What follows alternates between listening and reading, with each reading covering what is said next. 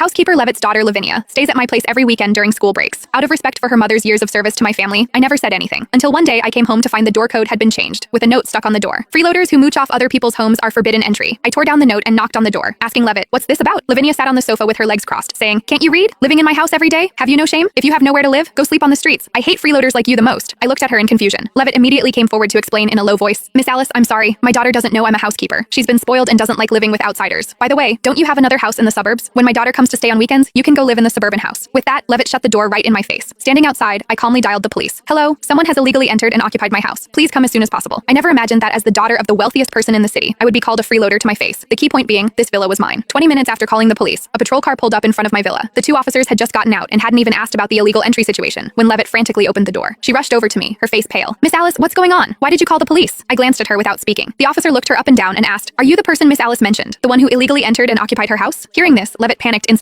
No, officers, this is all a misunderstanding. I'm Miss Alice's housekeeper, responsible for taking care of her daily needs. My daughter's school is on break, so she came to stay for a couple days. The door lock just broke, and when we had someone fix it, they changed the code. There's no occupation of the house." She pointed at the villa door and smiled apologetically. "Look, I opened the door right away, didn't I?" The officer looked at me, then at her, and asked, "Miss Alice, do you still want to pursue this?" I was about to speak when Levitt suddenly lowered her voice, pleading humbly in my ear. "Miss Alice, Lavinia's father died young. I've raised her alone. It hasn't been easy. She just started college when vanity is strongest, and having lacked affection since childhood, her personality is a bit extreme. If she finds out I'm just a housekeeper, she definitely won't be able to accept it. I did this just to make her feel better. Please, for the sake of the 12 years I've served your parents, forgive me this once." Hearing Levitt mention my parents, my heart did soften a bit. Levitt had been with my family for 12 years. My mother's health was poor before she died, and Levitt was the one who personally cared for her, serving tea, attending to every detail. The day my mother passed, Levitt cried harder than anyone, kneeling by the hospital bed, holding my mother's hand, saying she would definitely take care of me. After that, she did exactly that. After my mother died, she kept the house in perfect order and looked after me like her own daughter. Whenever I tried to give her tips in the past, she would always decline repeatedly before accepting. 3 months ago, her daughter Lavinia got into the same university as me. Levitt was both happy and worried. She was glad Lavinia was doing well, but stressed that university tuition was too expensive for her to afford. Understanding how hard it was for her to raise a child alone, I offered to cover Lavinia's 4 years of university tuition. Levitt was so moved she cried. She clutched my hand, thanking me over and over, saying she would definitely repay my kindness. But starting last month, things changed. That day I came home and suddenly saw Lavinia at my house. I looked confused, but Levitt pulled me aside to quietly explain, "Miss Alice, Lavinia has nowhere to go on weekends during break. I haven't seen her in so long, so I let her stay for a couple days." I nodded without saying anything. The house had plenty of rooms anyway. Letting the mother and daughter reunite wasn't a big deal. But later, I gradually noticed something was wrong. The so-called couple days turned into a fixed arrangement every single weekend. Every Friday night, Lavinia would show up at my house right on schedule and only leave Monday morning. At first, Lavinia just liked taking photos in the living room and posting on Twitter to show off to her classmates that she lived in a big house. I could understand that. Everyone wants to look glamorous in front of others. But what I couldn't understand was how Lavinia always looked at me with disgust and disdain, as if I owed her millions. Several times when I was sitting on the sofa watching TV, she deliberately covered her nose and complained loudly, "So annoying. How can such a luxurious villa have this constant stench of poverty?"